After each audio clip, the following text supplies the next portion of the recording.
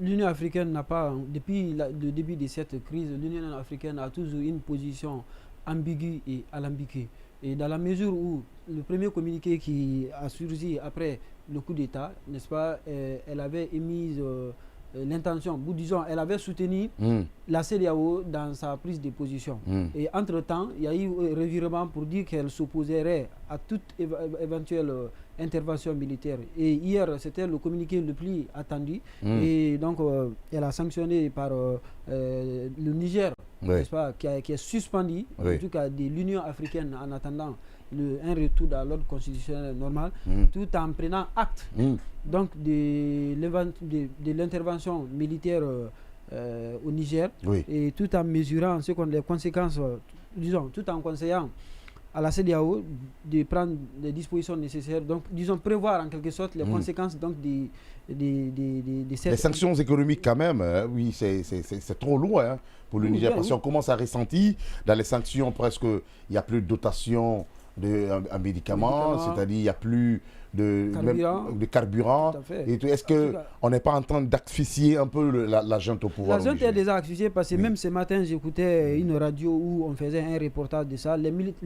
D'habitude, les fonctionnaires sont payés à partir donc, du 25. Ah ben oui, la banque déjà... Il n'y a pas de liquidité, donc il y a impossibilité que les fonctionnaires soient payés. J'ai écouté même le syndicat, donc un groupe de syndicats qui parlait de leur inquiétude par rapport à cette situation. Quand on sait qu'il n'y a pas de vivres, il y a ce qu'on appelle une inflation sur le marché, mais également aussi le peu de revenus qui pouvaient vous permettre de faire face quand même les 15 premiers jours du mois, si cela aussi n'est pas payé. Donc il va sans dire qu'on part du mal en pire. Et donc cette situation aujourd'hui va se retourner quelque sorte contre la junte. Donc à l'allure, est-ce que ça ne serait pas alors un mouvement interne qui va mettre encore une autre pression sur la junte? Parce qu'on a vu le cas de la Côte d'Ivoire quand on a fermé la BCAO et la banque. Et puis après 6 mois quand même, ce sont les fonctionnaires qui sont levés, malgré qu'ils étaient là, qui soutenaient le pouvoir, mais finalement qui sont dit qu'on ne pouvait plus l'accepter. Et je crois bien que c'est l'objectif du maintien et de la sanction donc de la CEDEAO. À ce stade, l'intervention, moi je pense que l'intervention doit être écartée et de continuer sur la voie donc des sanctions, comme l'a préconisé d'antan l'Union africaine et les autres partenaires, notamment les États-Unis et les pays voisins donc, du Niger. Et les conséquences aujourd'hui donc de l'intervention sont aujourd'hui prévisibles. Parce qu'il y a la sécurité déjà, la situation sécuritaire qui est vraiment catastrophique de ce côté, et ça risque donc de permettre aux groupes terroristes de se réarmer encore de plus et prendre encore d'autres positions. Parce que depuis l'avènement de la junte au pouvoir, il y a eu plusieurs attaques quand même. Oui, il y a eu plusieurs attaques, plus de 3 attaques. 8 déjà. Voilà, c'est une information pour toi. Alors, je ne suis même pas quand même, le dernier en date, la dernière en date, c'était, je crois, il y a eu 16 morts du côté du Niger, dans un village du Niger quand même. Exactement, c'est de ce que je m'en souviens, effectivement de cela. Donc, ça va créer une situation catastrophique. Donc, d'où l'intérêt aujourd'hui pour la CEDEAO de rester derrière les sanctions économiques et politiques envisagées, qui sont quand même en train d'être prouvées. Leurs conséquences sont aujourd'hui visibles sur la population, mais également aussi sur la junte elle-même. Parce qu'elle aura du mal même à payer à un moment donné, à moins qu'elle n'ait réservé, et je ne suis pas sûr qu'elles aient réservé quand même des liquidités, ce qu'on appelle la thésaurisation dans leur maison là-bas. Et même quand cela est possible, ne serait-ce que payer la garde présidentielle d'abord, ça va être une difficulté, y compris l'armée, la police. Ils sont déjà volontaires, hein? Ils sont en train, ils l'ont accepté. Il faut n'oublier pas cette date pour dire que ventre affamé n'a point d'oreille. Donc c'est pour dire qu'on ne pourra pas les maîtriser. Arrivé à un certain moment. Ah oui, bien entendu. Donc il y a aujourd'hui, on ne peut qu'exhorter la junte de retourner dans les casernes et transmettre le pouvoir peut-être, même si c'est à une autre personne, et écarter l'option Bazoum. Parce qu'on connaît les conséquences de cela. Leur vie en dépend. Et je crois bien que c'est là-bas où il y a le problème. Et peut-être la CEDEAO également aussi de revenir à la question, essayer de voir aujourd'hui, peut-être fournir des garanties nécessaires. Parce qu'en prenant le dialogue, on ne fait pas un dialogue, on ne prend pas un dialogue à sens unique. Il faut voir l'intérêt des deux parties. Ce qui a été fait, effectivement, c'est en violation des textes de loi. On ne peut pas oublier cela, on ne peut pas écarter cela.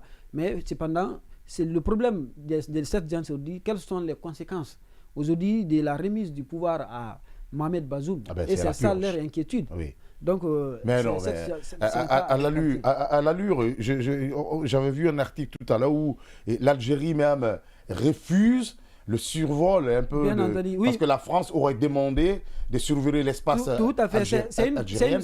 Ça ressort effectivement dans le communiqué donc, de l'Union africaine qui interdit, c'est-à-dire qui fait une interdiction à toute implication étrangère. Exactement. Et la junte a toujours parlé de cela, surtout on craint beaucoup la France de ce côté. Et à cet effet, il y a l'Algérie. Bon, il y a l'Algérie qui a donné une fin de non-recevoir à la France par l'autorisation donc de survol de son espace aérien par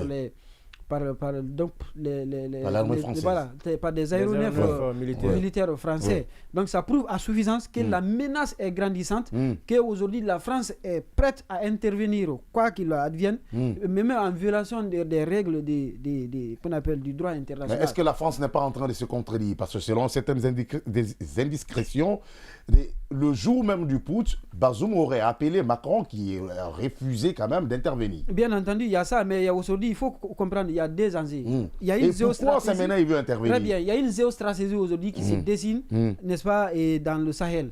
Le Sahel aujourd'hui, le Niger, c'est un État très important dans le Sahel, en raison donc de son positionnement géographique. Et également aussi la Russie qui sort son nez, donc il y a la guerre de l'uranium. Donc qui fait aujourd'hui que la France est tenue obligée de faire revenir Bazoum, n'est-ce pas, au pouvoir. Pour sauvegarder exactement ses intérêts. Il y a également aussi les États-Unis qui sont quand même considérés comme étant des alliés traditionnels de la France qui ont refait surface. Il y a maintenant même une ambassadrice donc pour prendre poste, qui sait encore pourquoi. Et on est en train quand même de voir là-bas. Alors, toi, tu as quel regard par rapport au Dillon? Tu as quel regard par rapport à cette situation aujourd'hui, par rapport à ces communiqués, ces sanctions réitérées par l'UA et la CEDEAO qui toujours maintient l'intervention militaire appuyée par la France? Bon, j'ai un regard un peu... Je suis en quelque sorte dans un dilemme total parce que... le Niger, Diané a largement épluché la chose. Le Niger, au regard de sa position stratégique dans la sous-région, aujourd'hui, une intervention militaire diviserait même pas la sous-région, mais l'Afrique. Parce que le Niger ne fait pas seulement frontière avec les États ouest-africains. Il y a d'autres États tels que l'Algérie, tels que le Tchad, dont il fait frontière. Donc il faut quand même pousser encore davantage la réflexion. Les sanctions de la CEDEAO, elles sont bien normales. On ne peut pas perpétrer un coup d'État dans un État et puis l'applaudir, non. Il y a partout, les coups d'État ont été perpétrés, tant en Guinée, bon, moi je prends les récents, en Guinée, au Mali, et au Burkina, ce sont les mêmes sanctions, mais sauf que le mode opérateur, en fonction du parrain qui est derrière, en fonction du parrain qui se présente derrière les putschistes, quelque part, eh bien, les sanctions n'ont pas la même teneur. Justement, en ce qui concerne ces parrains, quelque part, le Tchad aussi, c'est une sorte de coup d'État. Oui. C'est un coup d'État, même pas une sorte. C'est un coup d'État qui s'est perpétré au Tchad. Je me réserve de le dire et placer le mot sorte parce que vous, avec vous, les juristes, voilà, c'est un coup d'État. Justement, c'est un coup d'État. De toute façon, c'est une prise de pouvoir anticonstitutionnelle. Parce que ce n'est pas lui qui était censé. Voilà. Mais ça a été applaudi. Oui, mais parce qu'il y a un parrain derrière qui n'est autre que la France. Non, c'est pas ça. Parce qu'il y a un parrain derrière qui n'est autre que la France. Que ça a été maintenant, tu vas revenir. C'est à cause de quoi? Développer après pour revenir. Bon, moi, je le dis en portant mon costume de juriste. Bon, non, même ça. Même, voilà. Alors, sors-moi l'article qui dit que c'est la France qui a soutenu. Non. Je parle bien de celui qui a succédé à Idriss Déby. Non, je parle c'est de cela que je parle. Non, c'est différent. Voilà. Maintenant, sauf qu'il faut dire. Il a besoin de. Moi, j'en vais parler à relire un peu. Il a besoin de rafraîchir sa mémoire. D'accord. Rafraîchis ma mémoire. Merci beaucoup. Maintenant, il faut aller sur YouTube. Regardez. Non, mais tu es là. Suivez-moi. Maintenant, je te donne l'information. Il y a plusieurs canaux. Il faut se dire la source et puis YouTube, c'est une source crédible. Bien entendu. Moi-même, je peux mettre ce que je veux là-bas. Vous connaissez le président Emmanuel Macron qui a intervenu avant même l'enterrement du président Déby. Il dit qu'il met en garde toute personne qui tenterait de déstabiliser le régime. Ça, c'est le récent. Ça, c'est son discours récent. Ça veut tout dire. Bon, je peux continuer. Alors que ça veut dire quoi? Juridiquement, ça veut dire quoi? Mahamat Déby n'était pas prévu dans l'ordre. Je pense que nous l'avons largement débattu dans la loupe. Il était à la tête d'aucune institution du pays. Il est arrivé au pouvoir par effraction. Il n'était même pas le chef d'état-major. J'ai dit, il n'était dans aucune institution du pays, ni l'Assemblée nationale, ni la Cour constitutionnelle, ni le Conseil économique et social. Le débat n'est pas là-bas. Le débat n'est pas là-bas. C'était un militaire dans les casernes. Le débat n'est pas là-bas. Alors demain, on va publier la vidéo. Le débat, non, attention. Le débat n'est pas là-bas. Je pense que le débat n'est pas là-bas. La question. On a dit que la parole d'Emmanuel Macron n'engage pas là-bas. La question. La parole d'Emmanuel Macron n'engage pas là-bas. La question n'est pas là-bas. La parole d'Emmanuel Macron lors de la prise de Kaka, du pouvoir de Kaka, quand Macron a dit que là, qu'il comprend si c'est Kaka qui montait au pouvoir, parce qu'il faut maintenir la stratégie qui a été menée par le papa et que Kaka comprenait. On se souvient très bien de Macron, ça fait des tollés même au sein de son Sénat. Même à l'Assemblée nationale, c'est pas je dis s'attarder. Je dis encore une fois que ce coup d'État, sa validité ne dépend pas forcément du soutien de la France.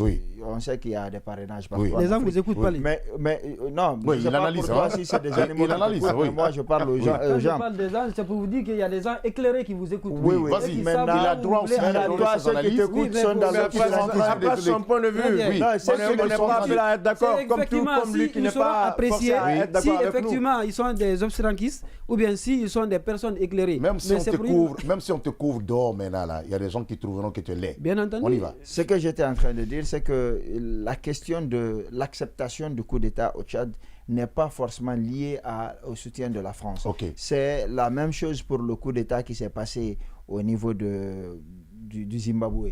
Je dis qu'il y a des coups d'État qui sont plus compréhensifs que d'autres. Coups d'État compréhensifs. Oui, qui sont plus compréhensifs que d'autres.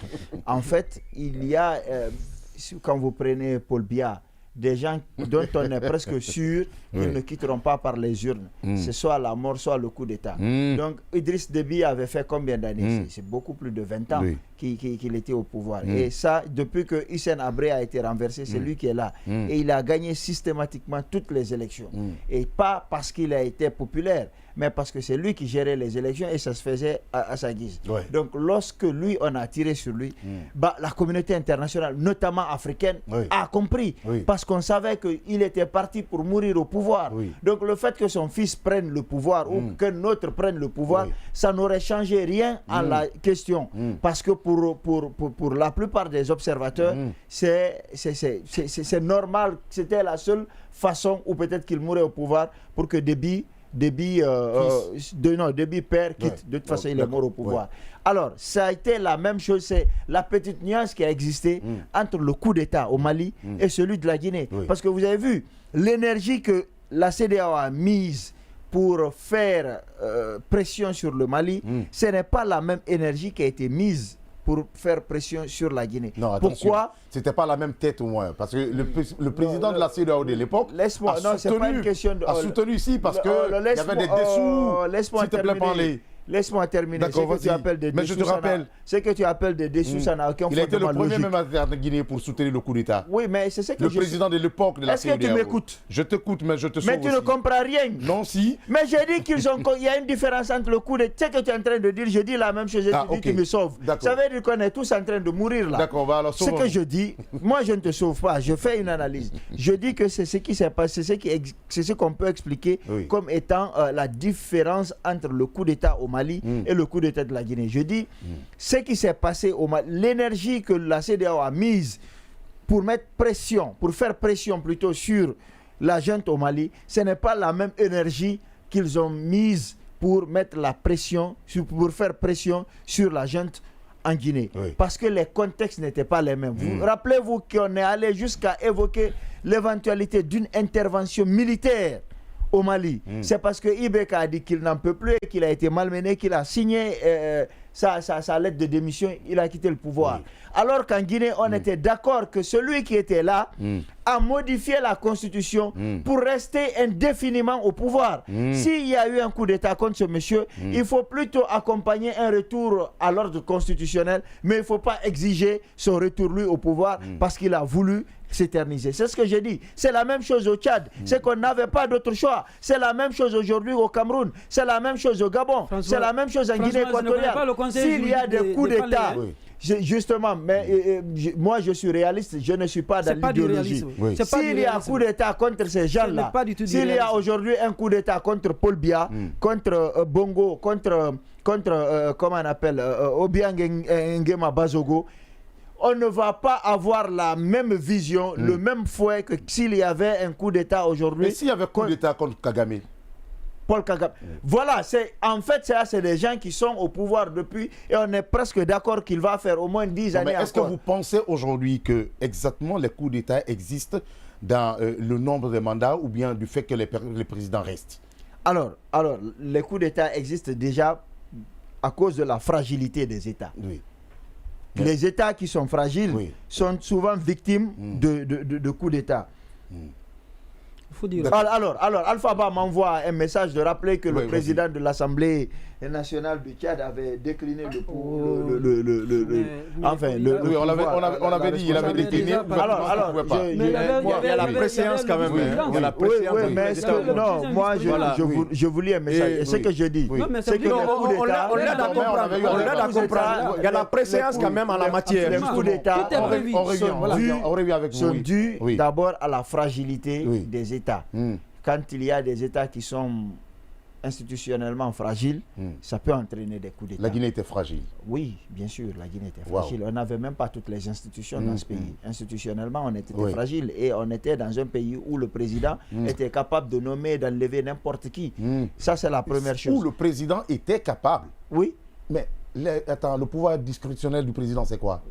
Je parle de l'institution. En fait, ce que je suis en train de te dire, c'est que même face au président de la Cour suprême, le président pouvait faire pression. On est tous en Guinée. Alpha Condé pouvait gérer tout. Il avait un droit de regard sur tout. Je ne te parle pas des textes, je te parle du concret. Alors, si c'est comme ça, c'est compliqué. La deuxième chose... C'est comme si nous ne vivons pas en Guinée. Non, la deuxième chose, c'est que les coups d'État peuvent exister si le président a perdu la légitimité populaire. Ça aussi, ça peut entraîner plusieurs troubles sociaux, peuvent entraîner comment on appelle un coup d'État. Des problèmes dus à des élections peuvent entraîner des coups d'État. Mais également depuis... Et ça a été le cas au Niger parce que là, on fistule la façon avec laquelle est venu au pouvoir. Non, c'est pas la même chose. Les élections se sont passées au Niger il y a combien d'années?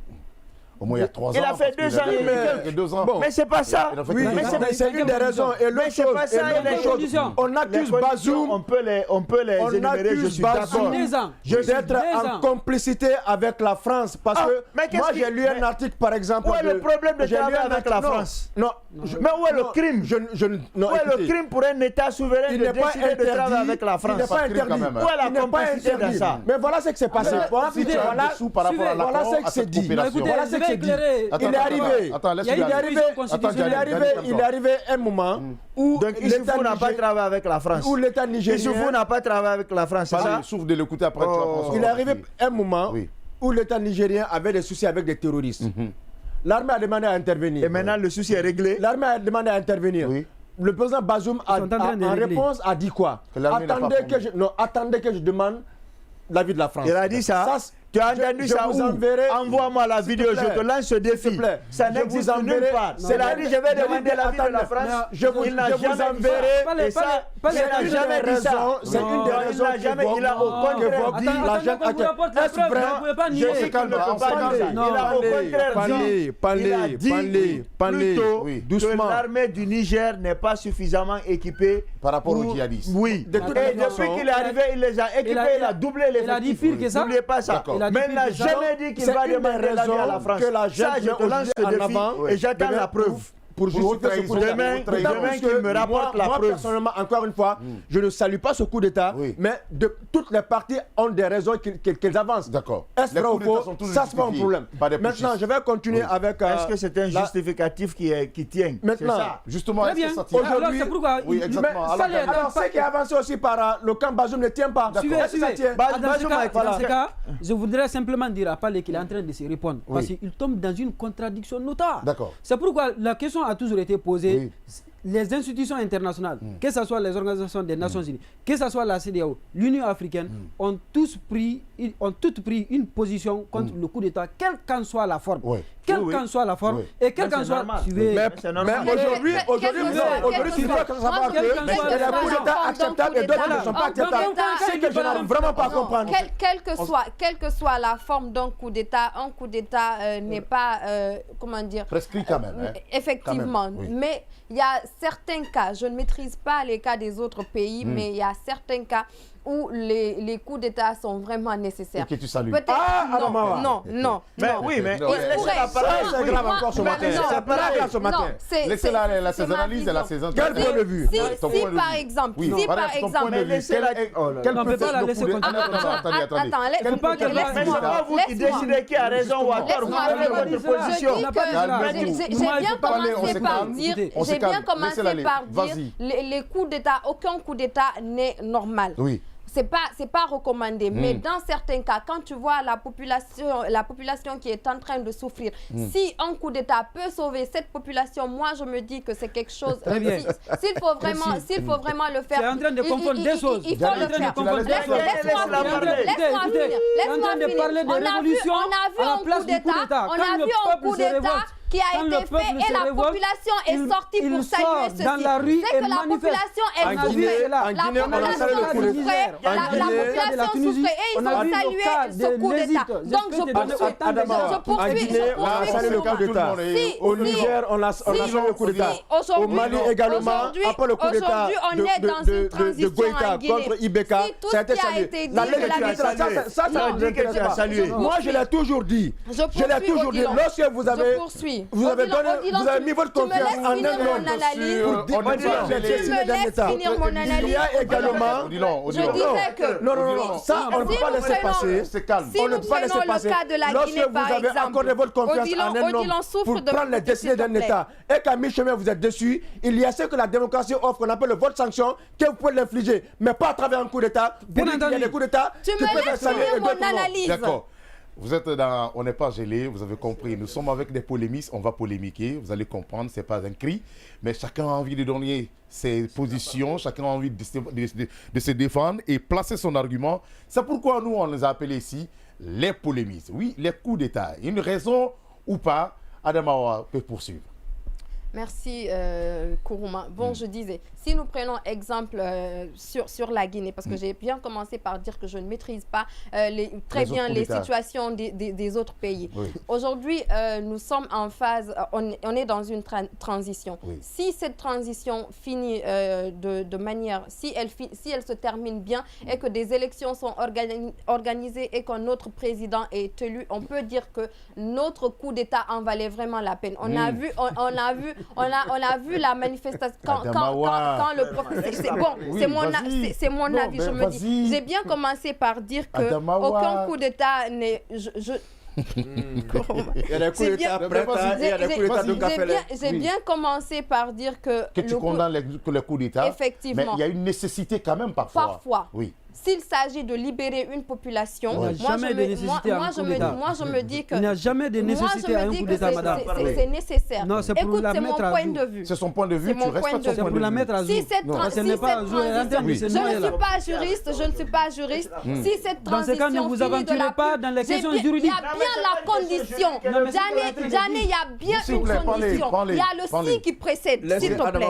Il y a le si qui précède. Je disais tantôt que si cette transition réussit, nous pouvons dire que notre coup d'État était nécessaire. C'est tout. C'est tout. Il y a bien le si qui précède. Il y a la condition. Odilon, d'accord. Jané, moi, je voudrais simplement dire que la position de Adamawa et des Palais sont des positions vraiment qui ne méritent même pas d'être débattues en temps normal. Dans la mesure où ils font une confusion totale entre ce qu'on appelle le droit de résister pour un peuple à l'oppression. C'est universellement reconnu. Lorsque vous en avez marre d'un régime politique dans un État. C'est un droit de sortir dans la manifestation qu'on appelle sur la voie publique. Combien de fois les gens sont sortis et ils ont été tués? Combien de fois les gens sont sortis et ils ont été tués? C'est une question. Non, tu n'as pas laissé Combien de fois? Combien de fois les gens sont sortis dans la manifester et on a toujours fini dans des cimetières? Combien de fois? Consacré notamment par les conventions internationales pour dire que lorsque vous avez du mal n'est-ce pas, à vivre sous un régime despotique, vous avez le droit de sortir dans la rue. Ça s'appelle la révolution. En pareilles circonstances, la communauté internationale est fondée à intervenir et à déloger, n'est-ce pas, ou si vous voulez, à infliger des sanctions contre là. Mais nulle part dans les constitutions et les textes, il est permis à un régime, à un militaire, de prendre le pouvoir par quelque raison que ce soit. Et même les États-Unis qui ont élaboré ce qu'on appelle des textes phares, interdisent. Il n'y a pas d'État au fait au monde qui ne soit pas. D'accord, Djani, vous êtes largement compris. Alors, rapidement, on va aller prendre le directeur. J'entends ce qui a été dit, mais je dis c'est des doux rêveurs. Je pense qu'ils sont plus dans la récitation des textes et pas dans la réalité des faits. Ce que je dis, c'est que lorsqu'on dit que le président, enfin le peuple peut se révolter, je suis bien d'accord. Mais rappelez-vous que pour qu'un président soit renversé, il faut le concours de l'armée aussi, quelle que soit la révolte du peuple. Je rappelle que 30 des 33 préfectures en République de Guinée en 2007 étaient sorties manifester contre un président. Mais puisque l'armée était derrière lui en Guinée ici, il est resté au pouvoir. Lansana Conté. Je rappelle que il y a eu des manifestations contre le pouvoir de Morsi quand il y a eu le pouvoir de Al-Sisi, quand il y a eu le coup d'État contre Morsi, et qu'il y a eu près de 800 morts. Mais puisque l'armée était derrière Morsi, Al-Sisi, Morsi n'est jamais revenu. Donc je dis encore une fois que la révolte du peuple ne peut aboutir à un renversement du pouvoir que si l'armée est avec le peuple. Sinon, c'est un massacre. Il y a l'exemple de l'Indonésie. Alors, je termine. L'exemple de l'Indonésie. Oui, je termine. Où la population est entrée dans le palais. Oui, parce que l'armée a lâché le président. L'armée a lâché le président, sinon la population n'aurait... C'est pas faux. Je dis, c'est parce que l'armée a lâché le président. L'armée aussi est très important. C'est parce que c'est la même chose avec Moussa Traoré. Quand il y a eu des manifestations, l'armée s'est retournée contre lui pour dire non, il faut quitter. Si l'armée ne quitte pas, si l'armée n'intervient pas, le peuple ne peut pas renverser. Je rappelle, je prends cette situation rapidement. Les coups d'État sont en soi interdits. Mais pour que certains présidents quittent, c'est deux choses. C'est soit ils sont renversés par l'armée qui s'allie au peuple, l'armée qui comprend que le peuple n'est plus d'accord avec lui, soit alors il meurt au pouvoir. Dans les deux cas, il ne va pas quitter de lui-même. Et face à ces gens-là, s'il y a un coup d'État, il faut être un peu plus souple. C'est tout ce que je dis. Alors, vous avez compris, c'était sur le cas toujours du Niger, puisqu'on parle de coup d'État. Vous avez vu quand même l'analyse de nos différents polémistes sur ce plateau, ces chroniqueurs par rapport aux différents coups d'État. Les raisons sont fondées ou parfois non fondées. En tout cas, vous avez compris. Ceci dit que nous allons rentrer directement